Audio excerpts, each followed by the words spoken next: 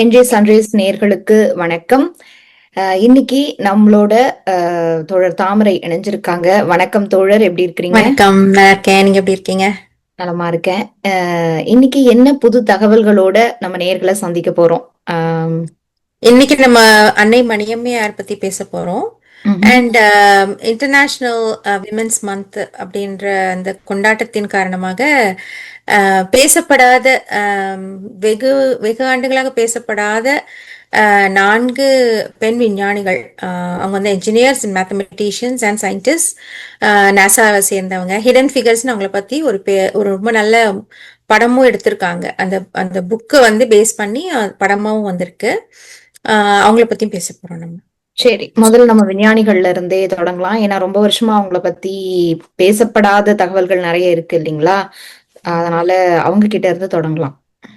எப்படி வந்து ஆம், பல அறிவியல் துறைகள்ல, இன்க்ளூடிங் மெடிசன்ல, டிஎன்ஏ, ஜீன் தெரப்பி இந்த மாதிரி துறைகள்ல கூட பெண்கள் செய்த, அதாவது அந்த ஆராய்ச்சியில வந்து பெண்கள் செய்த பல விஷயங்கள் வந்து வெளியே வரல, அது பெண்கள் தான் அப்படின்னு. அதே மாதிரி இந்த மனிதர்களோட மிக முக்கிய விஞ்ஞான முன்னேற்றம் என்னன்னா, இது வார் பிளேன்ஸ், சானிக், சூப்பர்சானிக் பிளேன்ஸ், அப்புறம் வந்து ஸ்பேஸ் சேட்டலைட்ஸ், ஸ்பேஸ் கிராஃப்ட்ஸ், இதெல்லாம் வந்து மனிதர்களோட மிக முக்கியமான விஞ்ஞான சாதனைகள். அதுல வந்து பெண்களோட பங்கு அது வந்து எப்படி இருந்திருக்கு, அது எப்படி வந்து பேசப்படாத ஒரு விஷயமாவே மறைஞ்சு போயிருக்கு அப்படின்னு நம்ம பார்த்தோம்னா, கிட்டத்தட்ட ஐ திங்க் 1935 இருந்து, ஆம், அதாவது 1910 ரைட் பிரதர்ஸ் அந்த விமானங்களை இயக்க ஆரம்பிச்சாங்க இல்லையா. அதுக்கப்புறம் பாத்தீங்கன்னா நாசாக்கு பதிலாக என்ஏசிஏ அப்படின்ற ஒரு இதுதான் இருந்துச்சு அமெரிக்கால. National advisory committee for aeronautics அப்படின்னு சொல்லுவாங்க அதை.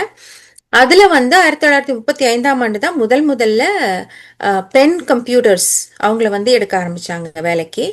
அதாவது நம்ம கம்ப்யூட்டர்ஸ்னா நமக்கு லேப்டாப் அண்ட் டெஸ்க்டாப் அந்த மாதிரி கம்ப்யூட்டர்ஸ் தான் அவங்க ஞாபகம் வரும். பட் ஆனால் அந்த காலகட்டத்தில் மனிதர்கள் தான் கம்ப்யூட்டர்ஸாக இருந்தாங்க, மனித கம்ப்யூட்டர்ஸ். அதுல வந்து அந்த காலகட்டத்தில் அமெரிக்கால வந்து நிறவெறி சட்டங்கள் காரணமாக செக்ரிகேஷன் அப்படின்னு சொல்லப்படுற அந்த இது ஆண்களும், சாரி, வெள்ளையர்களும்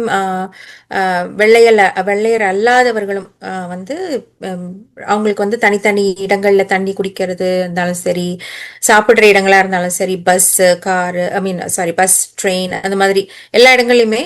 அதே மாதிரி அந்த காலகட்டத்தில் பிளாக் பீப்புள், அதாவது கருப்பினத்தவர்க்காகவே ஏற்படுத்தப்பட்ட பள்ளிகள், கல்லூரிகள், யூனிவர்சிட்டிஸும் இயங்கிக்கிட்டு இருந்தது. அங்கதான் அவங்க போய் படிப்பாங்க.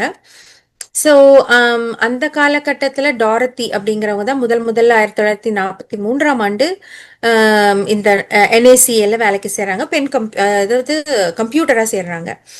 அவங்க வந்து அவங்களோட சாதனை என்னன்னா, அவங்க வந்து முதல்ல அதாவது அவங்க மேத்தமெட்டிக்ஸ் மேல இருந்த அவங்களோட காதல், அவங்களோட அளப்பரிய இன்ட்ரெஸ்டின் காரணமாக எப்படியாச்சும் இவங்க வந்து இங்க சேரணும் வேலைக்கு அப்படின்னு அவங்க சேர முயற்சி செய்த போது அவங்களுக்கு பல பேரும் சொல்லியிருந்தாங்க, இங்க வந்து கருப்பர்களை வேலைக்கு எடுக்க மாட்டாங்க அப்படின்னு சொல்லியிருந்தாலும், அதையும் தாண்டி அவங்களோட அந்த மேத்தமெட்டிக்கல் ஸ்கில் காரணமா அவங்க வந்து அங்க வேலைக்கு சேர்ந்து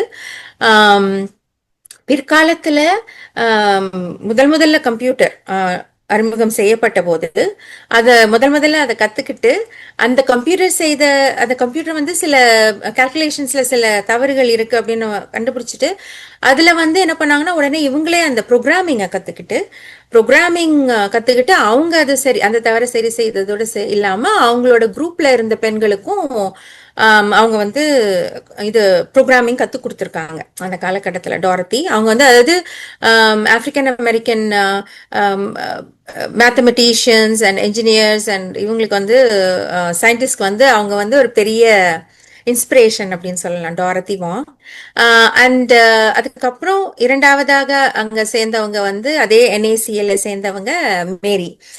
அவங்க வந்து என்னன்னா, அவங்களோட ஸ்பெஷாலிட்டி என்னன்னா, அதாவது டர்புலன்ஸ், ஏர் சேஃப்டி இதிலெல்லாம் வந்து அவங்க பல ஆம், ஆராய்ச்சிகள் செய்து அதாவது என்ன சொல்லப்படுதுன்னா அவங்க செய்த ஆராய்ச்சிகளின் காரணமாக காப்பாற்றப்பட்ட உயிர்கள் ஆயிரக்கணக்கில் இல்ல லட்சக்கணக்கில் கூட இருக்கலாம்.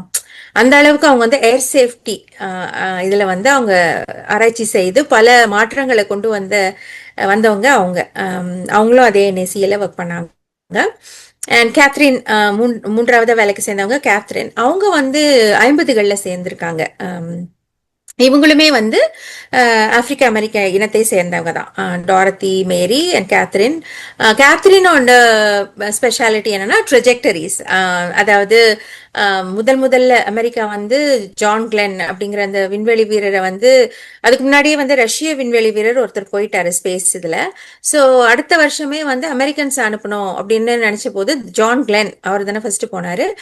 அவர் வந்து அவருக்கு வந்து எந்த இடத்துல இருந்து கிளம்பணும், எந்த இடத்துல லேண்ட் ஆகணும், இது எல்லாமே வந்து பாத்தீங்கன்னா மேத்தமெட்டிக்கல் கால்குலேஷன்ஸ் தான் இல்லையா எல்லாமே.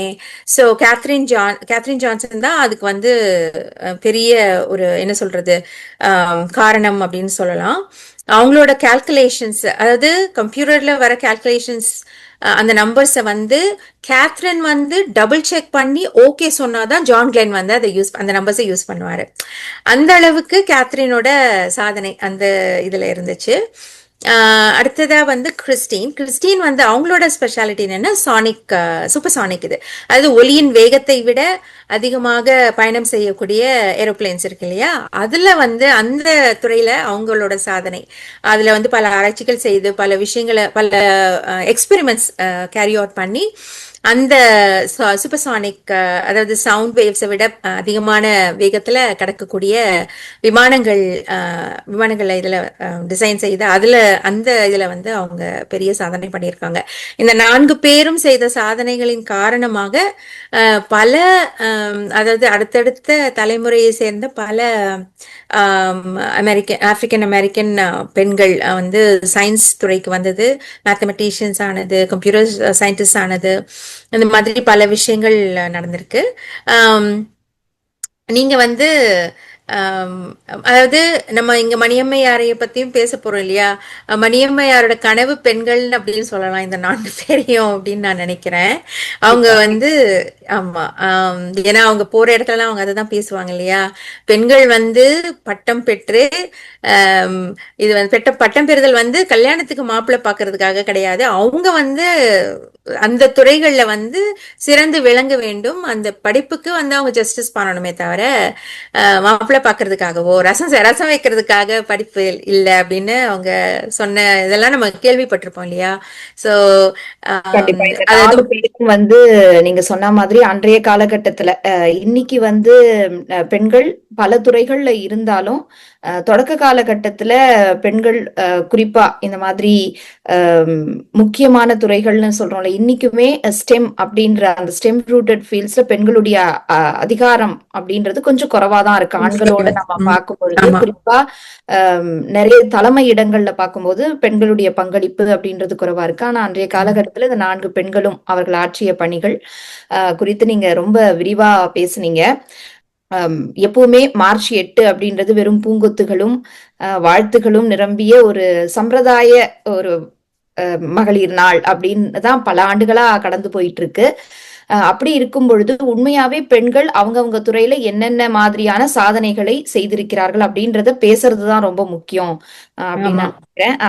அதனால இந்த 4 பெண்கள் பற்றி எங்களோடு பகிர்ந்து கொண்டதற்கு மிக்க நன்றி. தொடர்ந்து நீங்க வந்து மணியம்மையார் பத்தியும் சொன்னீங்க. மணியம்மையார் குறித்து உங்களுடைய கருத்துக்கள். மணியம்மையாரை குறித்து என்னோட கருத்துக்கள் வந்து பெண்கள் தியாகத்தின் சொரூபம் அப்படின்னு சொல்லி அவங்களோட தியாகத்தை போற்றுவதை போல அவங்கள வந்து அந்த சிறைக்குள்ளேயே வச்சிருக்கிறதுக்கு ஒரு இது நடக்குதோ அதே மாதிரி என்னை பொறுத்த வரைக்கும் மணியம்மையார் வந்து பெரியாரை வந்து மிக சிறப்பாக கவனித்து கொண்டவர் அப்படிங்கிற அந்த ஒரு விஷயம்தான் ரொம்ப ஹைலைட் பண்ணப்படுதே தவிர அவர் வந்து திராவிடர் கழகத்தின் மூலமாக தமிழ்நாட்டிற்கும் தமிழ் சமுதாயத்திற்கும் செய்த பல பணிகள் வந்து சொல்லப்படுவதில்லை, பேசப்படுவதில்லை அப்படிங்கிறது என்னோட எண்ணம். தனிப்பட்ட முறையில திராவிடர் கழகமே வந்து மணியம்மையார் காலகட்டத்துல எந்த அளவுக்கு வந்து வளர்ந்தது, அவங்க செய்த பல விஷயங்கள் திராவிடர் கழகத்தை வந்து இந்த அளவுக்கு நிலை நிறுத்தி இருக்குன்னா அதுக்கு வந்து மணியம்மையார் ஒரு பெரிய காரணம் அப்படிங்கிறது ஒரு விஷயம். முதல் இது. இன்னொரு இது வந்து அவங்க இருந்த காலகட்டத்துல பல டிஃபிகல்ட் என்ன சொல்றது சர்க்கம்ஸ்டன்சஸ் சிச்சுவேஷன், அதாவது ஒரு அவங்க தலைவரா இருந்த காலகட்டம் முழுவதுமே வந்து ஒரு கொந்தளிப்பான காலகட்டமாவே இருந்திருக்கு இல்லையா. அதுல வந்து அவங்க நேவிகேட் பண்ணியிருக்காங்க. அந்த காலகட்டத்துல வந்து எமர்ஜென்சி பீரியட்ல வந்து அவங்க போய் இந்திரா காந்தியோட ஐ திங்க் உள்துறை அமைச்சர் நினைக்கிறேன் அவங்க கிட்ட பேசினது, அந்த கான்வர்சேஷன் பத்தி எல்லாம் பேசுவாங்க. பேசும்போது எப்படி வந்து அவர் வந்து நீங்க திராவிட முன்னேற்ற கழகத்துக்கான ஆதரவை நீங்க விலக்கிக்கிட்டீங்கன்னா நாங்க வந்து எல்லாரையும் திராவிடர் கழகத்தை சேர்ந்த எல்லாரையும் விடுதலை செஞ்சிருவோம் சிறையில இருந்து சொன்ன போது வந்து அவ்வளோ அதாவது அவங்க திரு ஆசிரியர் சொல்லியிருப்பாரு அவரோட ஸ்பீச்சஸ்ல எல்லாம் கூட, எப்படி அவங்க வேகமா எழுந்துட்டு ரொம்ப நன்றி அப்படின்னு சொல்லிட்டு அங்கிருந்து கிளம்பிட்டாங்க. என்னைக்குமே வந்து கொள்கையை மட்டும் விட்டு கொடுக்க மாட்டாங்க அவங்க அப்படின்னு சொல்லிட்டு அந்த அந்த தைரியம், அந்த கட்ஸ், அது மட்டும் இல்லாம இன்னொரு சம்பவம் வந்து என்னை ரொம்ப கவர்ந்த சம்பவம் அப்படின்னா என்னன்னா வடநாட்டில் நடக்கக்கூடிய ராமலீலா அப்படிங்கிறதுக்கு எதிராக வந்து ஒரு என்ன சொல்றது திராவிடர்களின் இனத்தை சேர்ந்த ராவணனை வந்து எல்லாரும் சேர்ந்து எரிக்கிறத எப்படி வந்து ஒரு பிரதம மந்திரியும் ஒரு செக்குலர் கவர்மெண்டோட தலைவர் எப்படி கலந்துக்கலாம் அப்படின்னு அவங்க கடிதம் எழுதுறாங்க இந்திரா காந்திக்கு. அதுக்கு அவங்க மழுப்பெல்லாம் இன்னொரு பதில் கடிதம் எழுதுறாங்க. இது வந்து மணியம்மையாரை வந்து கோவப்படுத்தி அவங்க என்ன சொல்றாங்கன்னா அவங்க அந்த மாதிரி நடத்தினா நம்ம இங்க வந்து ராவண லீலா நடத்துவோம் அப்படின்னு சொல்லிட்டு ராமனை வந்து எரிக்கிற அந்த இதை நடத்துறாங்க திராவிடர் கழகத்தின் சார்பா. அது வந்து ஒரு பெரிய விஷயமா மாறுது. அப்போ வந்து கலைஞர் தான் ஆட்சியில இருக்காரு. அவருக்கு வந்து அந்த என்ன சொல்றது ஒரு நெருக்கடியான இக்கட்டான ஒரு நிலைமை. அப்போ கலைஞர் வந்து முன்னொரு காலத்துல தானே அந்த மாதிரி எழுதியிருக்காரு, அதையே எடுத்து காமிச்சிருக்காங்க திராவிடர் கழகத்துல. கலைஞரே இதை எழுதியிருக்காரு, இது வந்து எவ்வளவு தவறு, நம்ம வந்து இந்த மாதிரி ராவணலீலா பண்ணணும் அப்படின்னு ஒரு ஒரு கட்டுரையில் எழுதியிருக்காரு அப்படின்றத காமிச்சு திராவிடர் கழகம் வந்து அதை முன்னெடுத்து போறாங்க. அப்போ கலைஞரோட அதாவது கவர்மெண்ட்ல இருந்து போலீஸ் வந்து பேசுறாங்க. பேசும்போது ஐ திங்க் உயர் அதிகாரிகள் வந்து பேசும்போது மணியம்மையார் சொல்றாங்க நாங்க வந்து அரசுக்கு எதுவும் இது பண்ண மாட்டோம், நீங்க வந்து அரசு சார்பா நீங்க என்னென்ன நடவடிக்கை எடுக்கணுமோ அதெல்லாம் நாங்க வந்து ஒத்துழைப்போம், ஆனா இதை நடத்தாம இருக்க மாட்டோம் அப்படின்னு சொல்லி உறுதியா சொல்லிடுறாங்க. அப்போ அந்த போலீஸ் அதிகாரி சொன்னதா சொல்றாங்க என்னன்னா அது பெரியாரா இருந்திருந்தா இந்த அளவுக்கு ரிக்வெஸ்ட் பண்ண உடனே முகஸ்துதிக்காகவாது பெரியார் வந்து தள்ளி வச்சிருப்பாரு இத அப்படின்னு சொல்லும் போது மணியம்மையார் வந்து சொல்லியிருக்காங்க ஆமாம் ஆனா நான் பெரியார் இல்லை அப்படின்னு அவர்கிட்ட சொல்லியிருக்காங்க. அது வந்து ஒரு ஒரு அது வந்து ஒரு பவர்ஃபுல் ஸ்டேட்மெண்ட் அப்படின்னு நான் நினைக்கிறேன். அதாவது ஒரு தலைவரா அவங்க அந்த இடத்துக்கு வந்து இருக்கும் போதுமே நீங்க வந்து அவரை மாதிரி நீங்க செயல்படணும் அப்படின்ற அந்த ஒரு இதை வந்து அவங்க ரிபியூக் பண்ணதாகவும் எடுத்துக்கலாம். இன்னொரு வந்து பெரியார் தான், நான் தான், நீங்க என்னோட தான் நீங்க டீல் பண்ணணும் அப்படின்னு அவங்க சொன்ன ஒரு ஸ்டேட்மெண்ட்டாகவும் எடுத்துக்கலாம். இந்த மாதிரி வந்து அவங்களோட அந்த ஸ்ட்ராங் பர்சனாலிட்டிக்கு வந்து நம்ம பல விஷயங்களை சொல்லலாம். பட் முக்கியமாக நான் என்ன நினைக்கிறேன்னா அவங்களே சொல்லியிருக்காங்க, அதாவது இந்த மானம் இனம் இதையெல்லாம் வந்து கழட்டி வச்சுட்டு சமுதாயத்துக்காக தொண்டு செய்யறதுக்கு நம்ம இயக்கத்துல வந்து பெண்களும் இன்னும் நிறைய வரணும் அப்படின்னு. அதை வந்து அவங்களோட எக்ஸ்பீரியன்ஸ்லேருந்தே சொல்லியிருக்காங்க. She is her own woman, she didn't need any acknowledgement from others. அதை வந்து அவங்க வாழ்க்கை மூலமாவே வந்து வாழ்ந்து காட்டியிருக்காங்க. யாரோட அந்த என்ன சொல்றது பொது வாழ்க்கையில வந்து மற்றவர்களோட அந்த இதுக்கு வந்து ப்ரெஷருக்கு வந்து தான் ஆட் பண்ணணும், அதுக்கு ரியாக்ட் பண்ணணும் அப்படிங்கிற அந்த எந்த இதுவுமே அவங்க வந்து அதுல அவங்களோட வாழ்க்கையில அவங்க காமிச்சதே கிடையாது. அதுதான் வந்து it's the best way to you know best way to portray her strength. இல்ல ஸ்ட்ராங் உமன் அவங்க யாரையோ சொல்லுவாங்க. பட் ஆனா என்ன பொறுத்த வரைக்கும் ஒரு என்ன சொல்றது ஸ்ட்ராங் உமன் அப்படின்னா அது வந்து நான் மணியம்மையாரை வந்து கண்டிப்பா எடுத்துப்பேன், ஒரு எக்ஸாம்பிள் எடுத்துப்பேன். இல்ல தமிழ்நாட்டுல பொறுத்த வரைக்கும் பெண் தலைமைகளுக்கு ரொம்ப பிற்பாடுதான் பெண் தலைமையை நிறைய எடுத்துக்காட்டு சொல்லுவாங்க. ஆனா எல்லாருக்கும் முன்னோடியா மணியம்மையார், அதுக்கு முன்னாடி நாகம்மையார் இருந்திருக்காங்க. ஆனா மணியம்மையாரை பொறுத்த வரைக்கும் ஒரு 5 வருட காலங்கள், பெரியார் 73ல மறைகிறாரு, 78ல இவங்க மறைகிறாங்க. அந்த 5 வருட காலங்களும் நீங்க சொன்ன மாதிரி நெருக்கடி நிலை தமிழ்நாட்டுல இருந்தது. ம். அரசியல் அதே மாதிரி இயக்கத்துக்கும் நிறைய நெருக்கடிகள் இருந்தது. அன்றைய காலகட்டத்துல நடத்திக்கிட்டு போறாங்க அந்த இயக்கத்தை. வெற்றிகரமா இன்னைக்கும் இயக்கம் இயங்குதுன்னா அவங்க போட்ட அடித்தளமும் காரணம். பெரியாருக்கு ம். பின்னர் அவங்க எடுத்து செய்து. அதே மாதிரி ராவணலீலா பத்தி சொன்னீங்க. இன்னைக்கும் அது வந்து வடநாட்டுல நிறைய இடங்கள்ல ராவணனை தெய்வமா வழிபடுறவங்களும் இருக்கிறாங்க. இது வந்து நிறைய பேரு என்னமோ வடநாடு போனா ராமர் மட்டும்தான் இருக்கிறாருன்னு நினைக்கிற இடங்கள்ல ராவணனுமே அவங்களுக்கு வந்து தெய்வமா இருக்கிறாங்க. அவங்க ஆண்டுதோறும் ஆண்டுதோறும் சத்தீஸ்கர், அந்த இடத்துல சத்தீஸ்கர் போன்ற மாநிலங்கள்ல இருக்க பூர்வ குடிகள் வந்து ஆண்டுதோறும் வந்து இத பத்தி பேசுறாங்க, அறிக்கைகள் விடுறாங்க, இதை தடை செய்யணும்னு வந்து ரெக்வஸ்டும் கொடுக்கறாங்க. அது வந்து பேப்பர்ஸ்ல நம்ம படிச்சிருக்கோம் இல்லையா? ஆமா, அவங்க வந்து இந்த ராவணலீலா நடக்கும்போது கலந்துக்கிட்டாங்க பெருமளவுல. இங்க தமிழ்நாட்டில் நடக்கும்போது அது நிறைய செய்திகள் சொன்னீங்க மணியம்மையார் அவர்களை பத்தி.